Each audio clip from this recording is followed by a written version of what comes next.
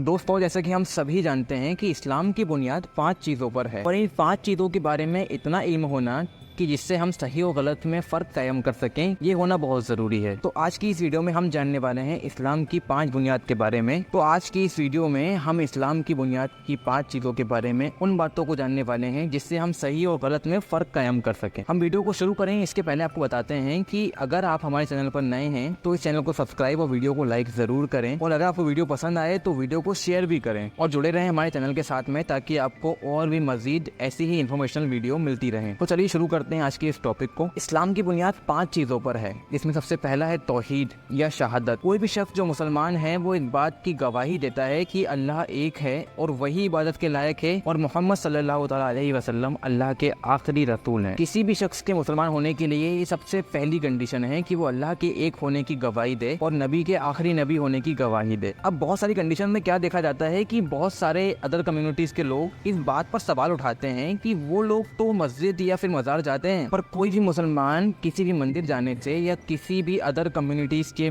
त्योहारों में खड़े होने से बचता है। तो दोस्तों, इसका एक बहुत सिंपल सा जवाब ये है कि मुसलमान होने के लिए जो सबसे पहली कंडीशन है वो है तौहीद या शहादत। मतलब अगर कोई भी शख्स मुसलमान है तो वो इस बात की गवाही देता है कि अल्लाह एक है और उसके सिवा कोई भी माबूद नहीं है और मोहम्मद सल्लल्लाहु तआला अलैहि वसल्लम अल्लाह के पैगंबर और अल्लाह के आखिरी नबी है। तो इस बात यहाँ से कॉन्सेप्ट पूरा क्लियर हो जाता है कि जब आप मुसलमान हो और अल्लाह के एक होने की और उसके माबूद होने की गवाही दे रहे हो तो आप कहीं और खड़े नहीं हो सकते। हाँ, आपके ऊपर ये लाजिम है कि आप सभी कम्युनिटी का, सभी मजहबों का एहतराम करें, उनकी इज्जत करें, पर ऐसी किसी भी जगह पर खड़े होना या ऐसे किसी भी इवेंट में इन्वॉल्व होना, ये आप नहीं कर सकते। यहाँ पर आपके लिए फाउंडेशन है, आप एहतराम कीजिए, आप इज्जत कीजिए, पर आप वहाँ खड़े नहीं हो सकते, आप वहाँ शरीक नहीं हो सकते। यानी कि इसका एक मतलब ये भी है कि अल्लाह रब्बुल इज्जत के साथ में आप किसी को भी शरीक नहीं ठहरा सकते। अगर आप शरीक ठहराते हो तो ये शिर्क कहलाएगा और शिर्क की माफ़ी नहीं है। तो दोस्तों, ये है इस्लाम की पहली बुनियाद, इसे तौहीद या शहादत कहते हैं। चलते हैं इस्लाम की दूसरी बुनियाद की तरफ, जो है नमाज।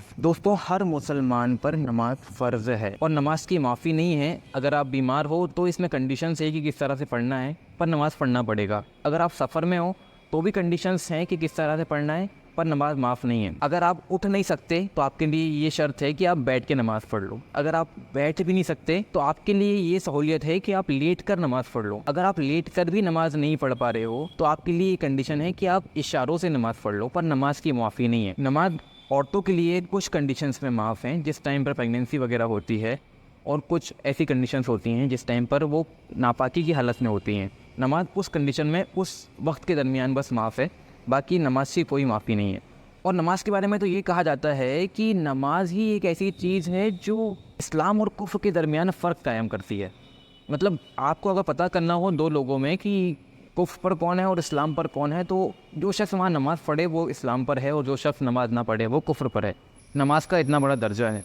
नबी करीम सल्लल्लाहु तआला अलैहि वसल्लम ने फरमाया कि नमाज मेरी आंखों की ठंडक है। वो आप दुनिया में जो भी करें, तिजारत करें या मुलाजमत करें, आपके लिए ये फ़र्ज़ है कि आपको 5 टाइम की नमाज़ें पढ़ना ही पढ़ना है, जिनमें है फ़जर, ज़ोहर, असर, मगरिब और इशा।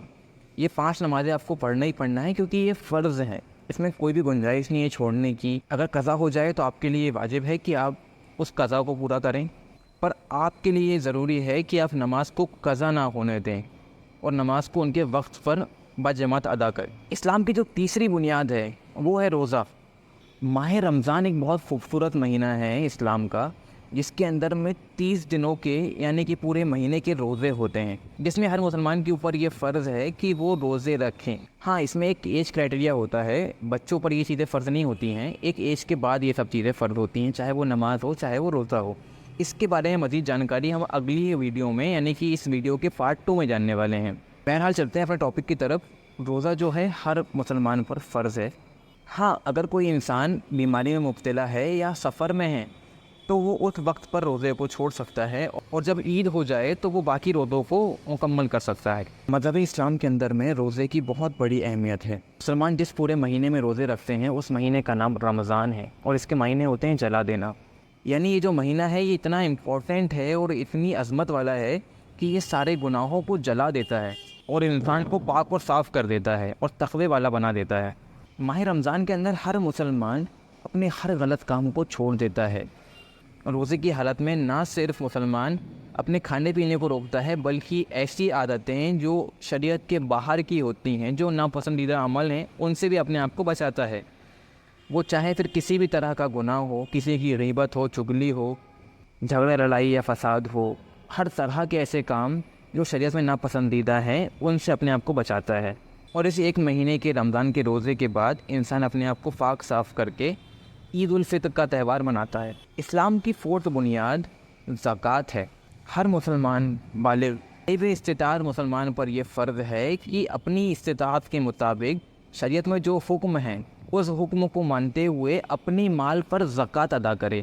زکوٰۃ دینا کس کو ہے؟ جو اس کے مستحق ہے۔ اپنے مال کی پاکی کے لیے زکوٰۃ نکالنا بہت ضروری ہے اور اللہ نے اسے فرض کر دیے ہیں۔ اس کی بہت ساری کنڈیشنز ہیں کہ آپ کے پاس کتنا مال ہو، کتنی دولت ہو اور اس میں کتنا پرسنٹ آپ کو نکالنا ہے۔ اس کے لیے ضروری نہیں کہ مال اگر ہو تو ہی فرض ہوگی، اگر آپ کے پاس سونا ہے، چاندی ہے تو اس کنڈیشن میں بھی زکوٰۃ آپ پر فرض ہو جاتی ہے۔ نکالنا کتنی ہے زکوٰۃ، کتنے پرسنٹ رہتی ہے، کن کن کنڈیشن میں کتنی زکوٰۃ دینا ہے، اس کے بارے میں ہم مزید جانکاری اگلی ویڈیو میں دینے والے ہیں، اس ویڈیو کے پارٹ 2 میں۔